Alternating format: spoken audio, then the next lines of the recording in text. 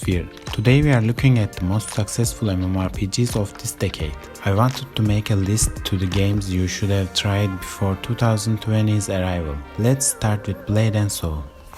Blade and Soul is a martial arts MMORPG developed by NCSoft. BNS was one of the first MMORPGs of its kind. I think they lost most of their player base, but it was very popular when it first came out. The game features martial arts theme both in some classes and in-game content. One of the most interesting things about Blade and Soul is you can walk, glide and jump across walls, buildings, and you can even walk on water.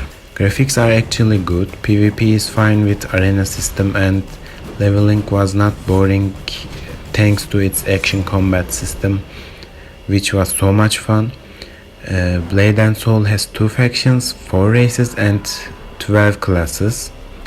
I played as a soul fighter back in 2016. I enjoyed leveling to level 45, and after that I guess I stopped playing it.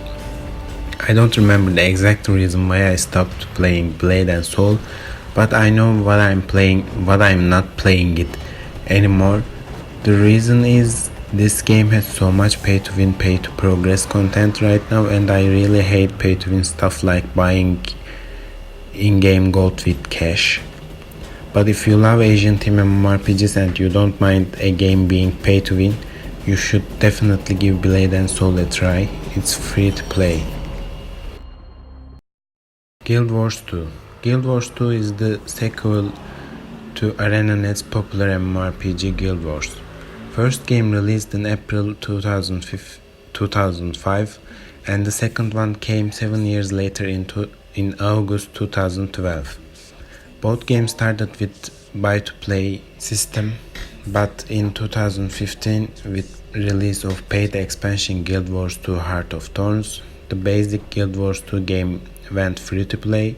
They created an account type named Free where you can experience the game's authenticity, but with less advantages than the ones who bought the game, called core accounts. In September 2017, ArenaNet released the second paid expansion, Path of Fire. With the 2 expansions, they added gliding and mounting systems into the game. Guild Wars 2 is one of the most unique games ever. Races are unique, leveling system is so good and also different, and I've never seen a skill system like that before. Your main skills change with your weapons. Every class has different skills to each weapon they're able to use. I'm not a fan of that system, and that's why I stopped playing the game, because I think it narrows down your options on a build. It's probably the only part of the game that I don't like. Besides that, this game has an amazing PvE and PvP content. World versus world PvP is one of the best and largest PvP types I've ever seen. And for a 2012 released game, it looks perfect. I bought it when it first came out, and after 7 years, I think it's still one of the best looking games. I absolutely recommend this to anyone who haven't tried Guild Wars 2 before.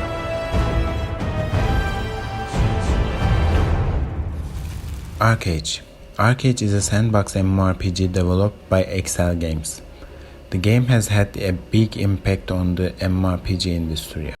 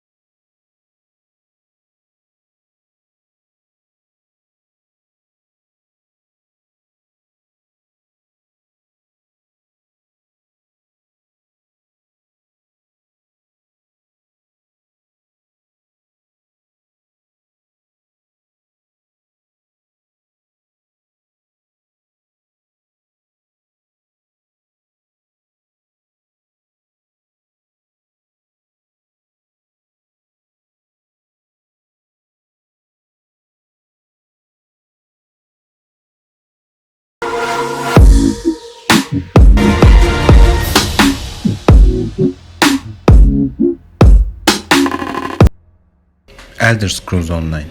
Elder Scrolls Online is ZeniMax Online Studios buy-to-play MMORPG of Bethesda's epic Elder Scrolls series. The game came out on April 2014, and in June 2019 Bethesda released the game's third big expansion elsewhere. The ESO surpassed 13.5 million players with Elsewhere's launch. Of course, not all of them are playing it right now, but I think there are at least tens of thousands active players in the game. Elder Scrolls Online is one of my favorite MMORPGs. I started playing in 2018 and I still occasionally play it. The game allows you to be a casual player.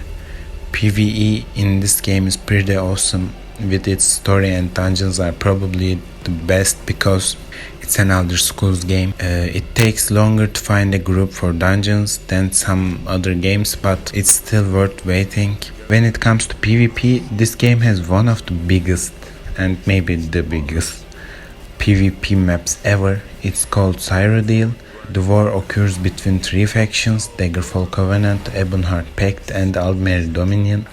There are 3 alliances, 10 races and 5 classes available right now with the new class Necromancer. If you are looking for a good story and a decent PvP, then you can try ESO. It goes on sale with Steam sales, so you can get it on a good price. I know World of Warcraft did not release in 2010s, but despite being released in 2004, WoW has managed to sell millions of copies of its expansions released in 2010s.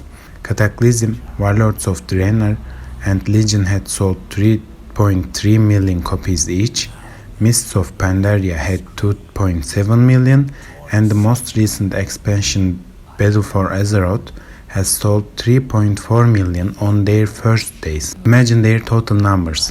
With the expansion sales and being a pay-to-play game, WoW was definitely the most successful MMORPG of last 10 years. Even though sales are going high, the game lost so many players with the last 2-3 expansions.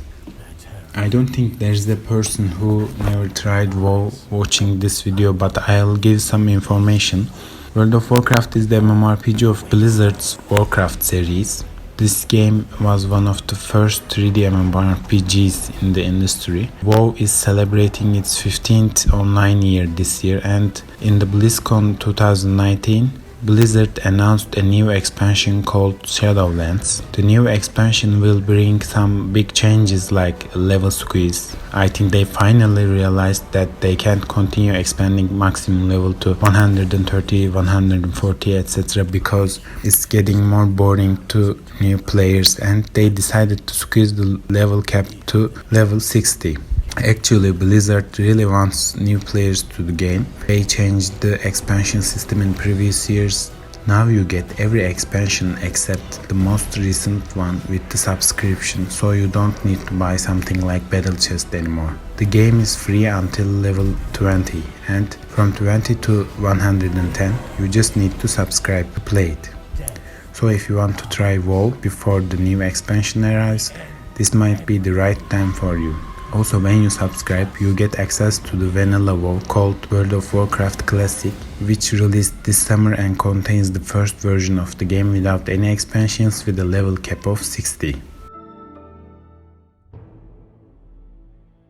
Black Desert Online. Black Desert Online was one of the most anticipated games of 2010s.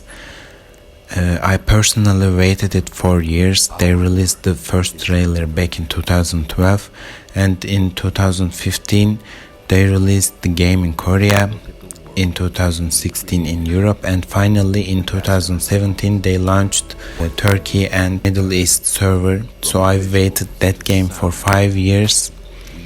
Earlier this year, console players finally got the chance to play BDO with its console release. BDO has developed by Pearl Abyss and published by Kakao Games in EUNA. The game has different revenue models on its servers. There are 18 different classes available at EU right now. BDO has open world PvP system with educational battles like caravan fights, battlegrounds and sieges. I was really enjoying its PvP because you can find yourself in a guild war in just seconds and in so many places. That was exciting. When it comes to PvE, it's mostly focused on hardcore grinding and AFK crafting. That was the reason why I stopped playing BDO, because you really need to give a big amount of your daily playtime to the game to get somewhere good. So I think this is probably the most hardcore game in this list, but if you have spare time to spend on games, you should try BDO. I think you should try it anyway because it looks so good and its action combat system is one of the best of its kind.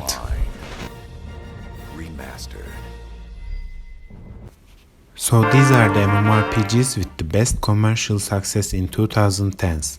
Right now, they are not as popular as they were before, but I guess there are still enough players to play all of them. In late 2010s, the MMORPG genre has lost so many players, but I think 2020s will be a new big era for MMOs, and I can't wait for it. That's all guys, thanks for watching.